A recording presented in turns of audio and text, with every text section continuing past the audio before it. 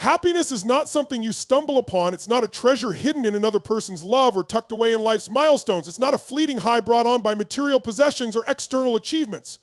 Happiness is a state of being, a relationship you cultivate with yourself. It begins and ends with you.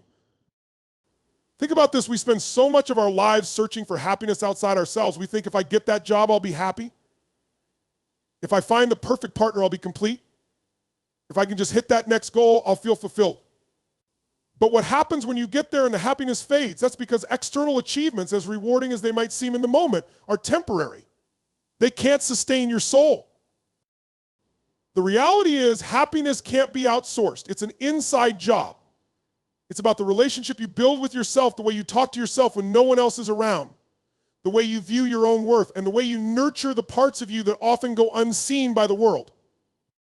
To cultivate this inner happiness, you have to start by understanding who you are.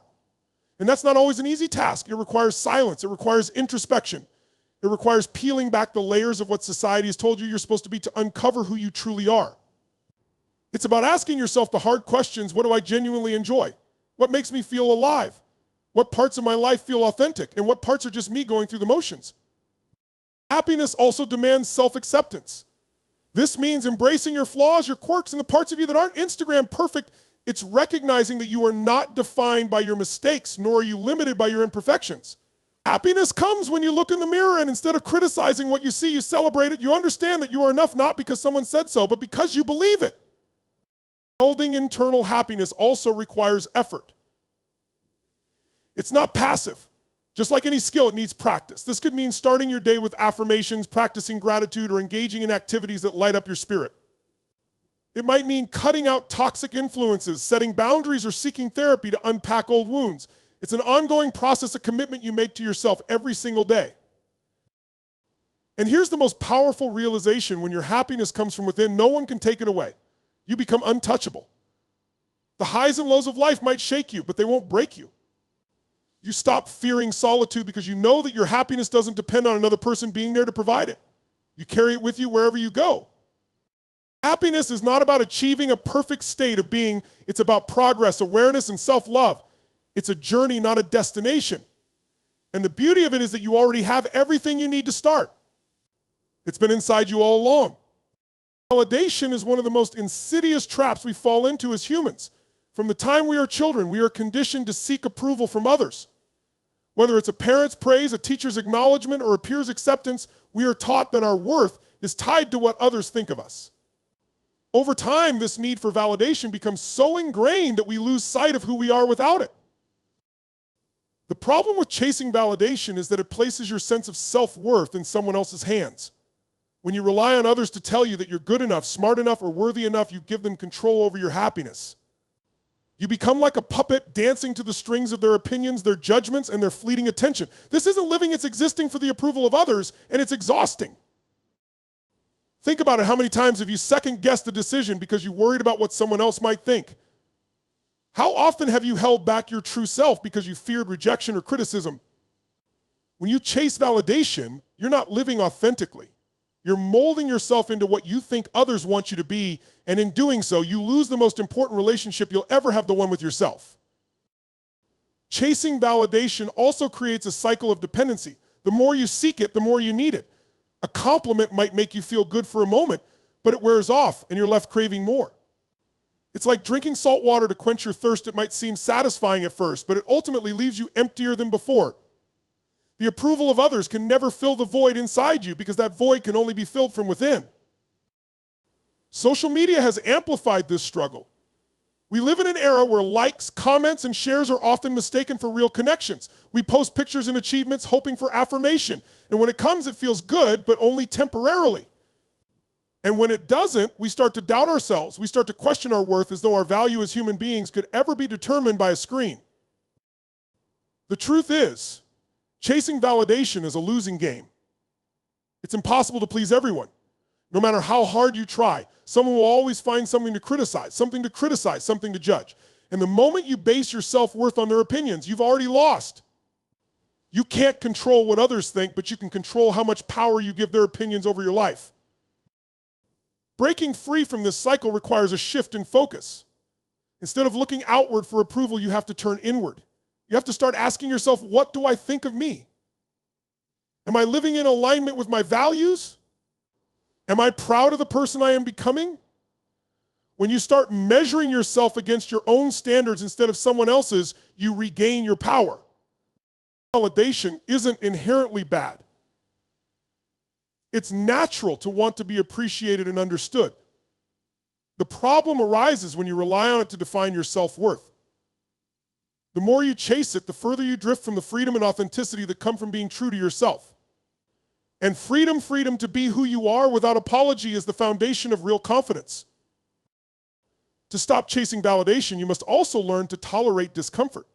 It's not easy to stand in your truth when others disagree or disapprove, but discomfort is the price of growth. Each time you choose to honor your own voice over the noise of external opinions, you strengthen your sense of self. You become more grounded, more resilient, and more unshakable in your identity. When you stop chasing validation, you realize how much time and energy you've wasted trying to fit into molds that were never meant for you. You discover that the only approval you truly need is your own, and that is the most liberating realization of all. Building a life you love isn't just a goal, it's a necessity. Life is too precious and too fleeting to spend it stuck in mediocrity, doing things that drain your energy, or living according to someone else's expectations. The life you live is entirely your responsibility. No one else can create it for you, and no one else will live it for you. So if you're not actively building a life you love, ask yourself, what are you waiting for? The first step in building a life you love is knowing what you truly want. This might sound simple, but many people go through life without ever asking themselves, what makes me happy? What do I truly value? What kind of life do I dream of living? Instead, they follow a path that's been laid out for them by society, their family, or their circumstances. They check off boxes, go to school, get a job, settle down, not because those things bring them joy, but because they feel like that's what they're supposed to do. But here's the thing, you don't have to follow the script. You don't have to live a life that looks good on the outside, but feels empty on the inside. Building a life you love means breaking free from those expectations and defining success on your own terms. It's about getting clear on your passions, your purpose, and the things that make you feel most alive. Once you know what you want, the next step is action. Dreams are wonderful, but they mean nothing without execution. Building a life you love requires effort, discipline, and sometimes sacrifice. It means prioritizing what matters most to you, even when it's hard. It might mean waking up earlier to work on your goals, saying no to things that don't align with your vision, or stepping out of your comfort zone to chase opportunities that scare you. You also need to embrace the fact that this process takes time. Building a life you love doesn't happen overnight. It's a journey of small, consistent steps. Maybe it's signing up for that course you've always wanted to take, starting that business you've been dreaming about, or simply carving out time each day to do something that brings you joy. Progress might feel slow at times, but every step forward is a step closer to the life you envision. Another critical element in building a life you love is surrounding yourself with the right people. The people in your life either lift you up or pull you down. Choose to spend your time with those who support your growth, encourage your dreams, and inspire you to be your best self. Let go of relationships that drain your energy or keep you stuck in old patterns. The company you keep plays a massive role in shaping the life you create. Building a life you love also requires self-belief. There will be moments of doubt, fear, and failure. That's inevitable. But what matters is that you keep going. You have to believe in your ability to create the life you want, even when the odds are stacked against you. That belief is what fuels resilience, perseverance, and the courage to keep trying, no matter how many times you stumble along the way. Equally important is the ability to find joy in the journey. Building a life you love isn't just about reaching a destination, it's about loving the process. Celebrate the small victories. Appreciate the lessons that come from the challenges. Find gratitude in the present moment, even as you work toward your future. And remember, building a life you love isn't about perfection. It's not about having everything figured out or getting it right all the time. It's about creating a life that feels authentic to you, a life that aligns with your values, passions, and purpose. It's about waking up each day excited for what's ahead, knowing that you're living on your terms and pursuing what truly matters to you. To build a life you love, you have to be intentional. You have to take ownership of your time, your energy, and your choices. You have to be willing to let go of what no longer serves you and make space for the things that bring you closer to your vision. It's not always easy, but it's always worth it. Learning to sit with your emotions is one of the most transformative skills you can develop. Yet it's also one of the most challenging. Emotions, especially the difficult ones, can feel overwhelming, even unbearable. Our natural instinct is to escape them, to distract ourselves, numb the pain, or push the feelings away. But avoiding your emotions doesn't make them disappear, it only buries them deeper, where they continue to influence your thoughts, actions, and well-being in ways you might not even realize. When you learn to sit with your emotions, you give yourself the opportunity to truly understand them. Emotions are not random, they are signals. They're your mind and body's way of telling you that something needs your attention. Sadness might be telling you that you've experienced a loss that needs grieving. Anger might be signaling a boundary that has been crossed. Anxiety might be pointing to an area of your life that feels uncertain or out of control. These emotions aren't there to punish you, they're there to guide you. But you can only hear their message if you're willing to stop and listen. Sitting with your emotions begins with awareness. This means noticing when a feeling arises instead of immediately reacting to it. For many of us, this is a foreign concept.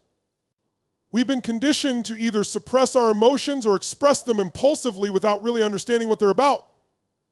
But there's a third option: observation.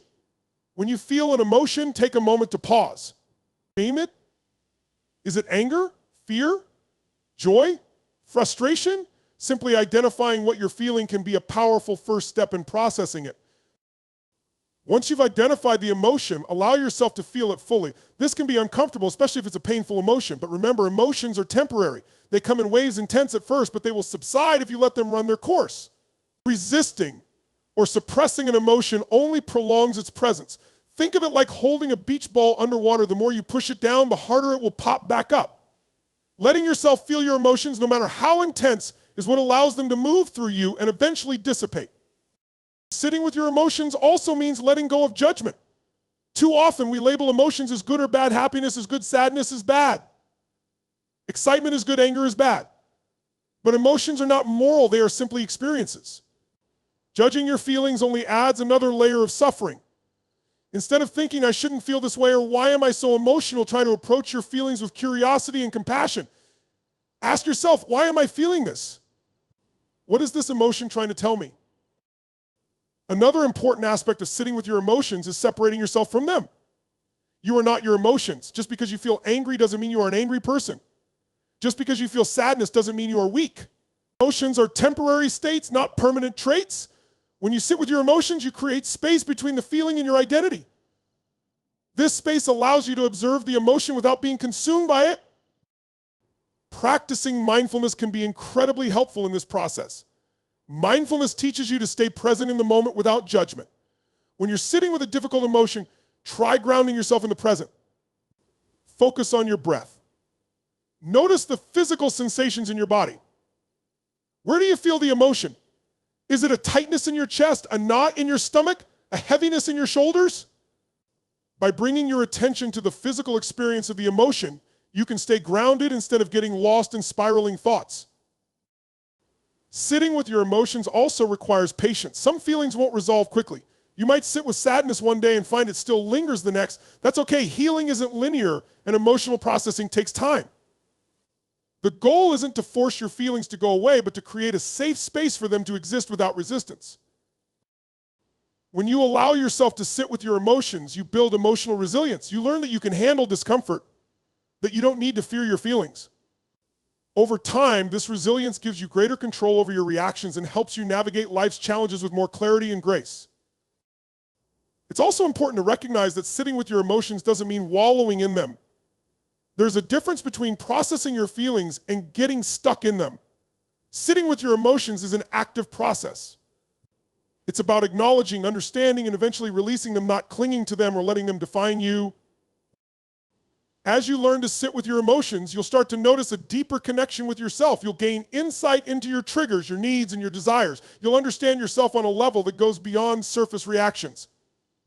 And that understanding is the foundation for personal growth, self-compassion, and true emotional freedom. Gratitude is one of the most powerful forces in life, yet it's often overlooked. In a world that constantly pulls your attention toward what's missing, what you don't have, what hasn't worked out, or what's going wrong, it's easy to fall into the trap of focusing on lack. Gratitude flips that narrative. It shifts your perspective from scarcity to abundance, from dissatisfaction to fulfillment. Gratitude isn't just a reaction to good things happening, it's a choice, a deliberate decision to focus on what's right in your life no matter your circumstances. Choosing gratitude every day doesn't mean ignoring life's challenges. It doesn't mean pretending that everything is perfect when it isn't. Gratitude isn't about denying reality, it's about choosing where to place your focus. It's about recognizing that even in the midst of difficulty, there's something to be thankful for. It's about finding the silver linings, however small, and letting those moments of appreciation anchor you. Gratitude starts with awareness. You can't feel grateful for what you don't notice. The problem is, many of us rush through life without taking the time to pause and reflect. We get so caught up in the busyness of our daily routines, the endless to-do lists, and the pursuit of the next big thing that we overlook the simple blessings right in front of us. Choosing gratitude means slowing down. It means taking a moment to look around and really see the beauty in your life, the people who care about you, the opportunities you've been given, the lessons you've learned, and even the struggles that have made you stronger. One of the most effective ways to practice gratitude is to start your day with it. Before you check your phone or dive into your responsibilities, take a few moments to think about what you're grateful for. It could be as simple as a good night's sleep, the roof over your head, or the fact that you have another day to make a difference. Writing these things down can be even more powerful. A gratitude journal allows you to document and reflect on the positives in your life, creating a record of abundance that you can revisit whenever you need a boost. Gratitude also has a profound effect on your mindset. When you choose gratitude, you train your brain to look for the good. This doesn't mean that challenges or setbacks won't affect you, they will, but gratitude gives you the resilience to face them with a different attitude. Instead of feeling defeated, you start to see obstacles as opportunities for growth. Instead of focusing on what went wrong, you appreciate what you can learn from the experience. Another beautiful aspect of gratitude is how it impacts your relationships. When you express gratitude for the people in your life, you strengthen your connection with them. Think about how it feels when someone genuinely thanks you or acknowledges something you've done. It makes you feel seen, valued, and appreciated. The same is true when you show gratitude to others. A simple thank you or an acknowledgement of someone's efforts can deepen your bond and create a ripple effect of positivity. Choosing gratitude every day also helps you break free from the cycle of comparison. In today's world, it's so easy to compare your life to others, what they have, what they've achieved, how their lives look on social media. But comparison is a thief of joy. Gratitude shifts your focus from what others have to what you have. It reminds you that your journey is uniquely yours and that there's so much to be thankful for along the way. Gratitude doesn't just benefit your emotional well-being, it also has physical and psychological benefits. Studies have shown that practicing gratitude can reduce stress, improve sleep, and boost your immune system. It can also enhance your overall happiness and satisfaction with life. When you make gratitude a daily habit, you're not just changing your perspective, you're improving your health and quality of life. One of the greatest challenges in practicing gratitude is maintaining it during tough times. It's easy to be grateful when everything is going well, but what about when life gets hard? This is where the choice becomes most powerful. Gratitude during difficult times doesn't mean denying your pain or pretending everything is okay. It means finding even the smallest reason to be thankful, a supportive friend, a moment of peace, or the strength to keep going. These moments of gratitude don't erase the hardship, but they provide a foundation of hope and resilience. Gratitude is also about appreciating the present moment. Too often, we tie our happiness to future events. I'll be happy when I get that promotion. I'll be happy when I achieve that goal. I'll be happy when life looks the way I want it to. But life is happening now. Choosing gratitude means finding joy in the present, even as you work toward your future. It's about recognizing that the journey matters just as much as the destination. As you make gratitude a daily practice, you'll start to notice a shift. You'll feel lighter, more positive, and more grounded. The challenges of life won't seem as overwhelming because you'll be rooted in a sense of abundance. You'll realize that gratitude isn't just an act, it's a way of being, a lens through which you view the world. And when you choose gratitude every day, you create a life filled with more joy, connection, and meaning. Falling in love with your own company is one of the greatest acts of self-love and empowerment you can undertake. In a world that constantly pushes the narrative that happiness is found in others, whether in friendships, romantic relationships, or social validation, it's easy to overlook the relationship that matters most, the one you have with yourself.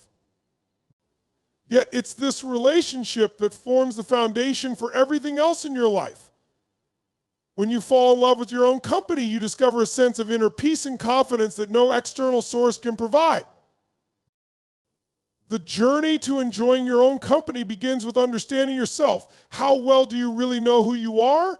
Not the roles you play, parent, friend, employee, but the person beneath all the labels. What are your passions? What makes you laugh? What brings you peace? When you take the time to explore these questions, you start to connect with your true self in a way that feels authentic and grounding. Spending time alone doesn't have to feel like loneliness. Loneliness is the absence of connection, but being alone can be the ultimate form of connection with yourself. When you learn to embrace solitude, you create a space where you can reflect, recharge, and reconnect with what truly matters to you. This time alone allows you to silence the noise of the world and tune into your own thoughts, feelings, and desires. One of the keys to falling in love with your own company is shifting your mindset about solitude. Society often associates being alone with being undesirable or unloved, but the truth is, solitude is a gift. It's in moments of aloneness that some of the greatest creativity, clarity, and personal growth happen. Instead of viewing alone time as something to be avoided, start seeing it as an opportunity, a chance to nurture your mind, body, and soul. To enjoy your own company, it's important to engage in activities that bring you joy and fulfillment. What are the things you've always wanted to do but haven't because you were waiting for someone to join you? Maybe it's traveling to a new destination, trying a new hobby, or even something as simple as going to a cafe and reading a book. When you stop waiting for others and start doing things for yourself, you send a powerful message: I am enough. My happiness doesn't depend on anyone else. Learning to love your own company also means becoming comfortable with your thoughts and emotions. When you're constantly surrounded by others or distracted by technology, it's easy to avoid facing what's going on inside. But true self-love requires introspection. Take time to sit with your thoughts, even the uncomfortable ones. Journaling, meditating, or simply reflecting on your day can help you process your emotions and gain insight into your inner world. Another important aspect of falling in love with your own company is self-acceptance. You can't enjoy spending time with yourself if you're constantly criticizing or doubting who you are. Embrace your quirks, your strengths, and even your flaws. Understand that you are a work in progress, and that's okay. Self-love isn't about being perfect, it's about being kind and patient with yourself as you grow and evolve. When you fall in love with your own company, you also develop a greater sense of independence. You realize that you don't need to rely on others for your happiness, validation, or sense of self-worth. This doesn't mean isolating yourself or shutting people out. It means understanding that your value isn't determined by your relationships or social status. You are whole and complete on your own. Falling in love with your own company can also enhance your relationships with others. When you're comfortable being alone, you don't approach relationships from a place of neediness or dependence. Instead, you bring a sense of wholeness to your connections, which allows for healthier, more fulfilling interactions. You're no longer looking for someone to complete you because you already feel complete within yourself. To fall in love with your own company, you must also let go of the fear of missing out. It's easy to feel like you're being left behind when you see others constantly socializing, traveling, or sharing their lives on social media. But remember, what you see online is often a highlight reel, not the full picture. Choosing to spend time with yourself isn't a sign of missing out. It's a sign of prioritizing your well-being and nurturing a relationship that's deeply personal. Another benefit of loving your own company is the freedom it brings. When you enjoy being alone, You're not tied to anyone else's schedule, preferences, or expectations. You have the freedom to do what you want, when you want, and how you want. This independence can be incredibly liberating and empowering. Falling in love with your own company is also a practice of mindfulness.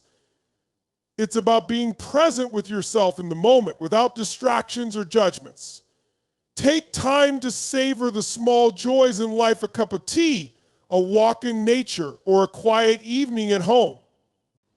These moments of mindfulness help you appreciate your own presence and the beauty of simply being. As you grow more comfortable in your own company, you'll notice a shift in how you view the world. You'll stop looking outward for fulfillment and start finding it within. This doesn't mean you won't enjoy spending time with others, but it does mean that you'll no longer depend on them to feel happy or whole. You'll find a sense of inner peace and contentment that no external source can take away. The journey to falling in love with your own company isn't always easy. It requires self-awareness, patience, and a willingness to face your own thoughts and feelings. But the rewards are immeasurable.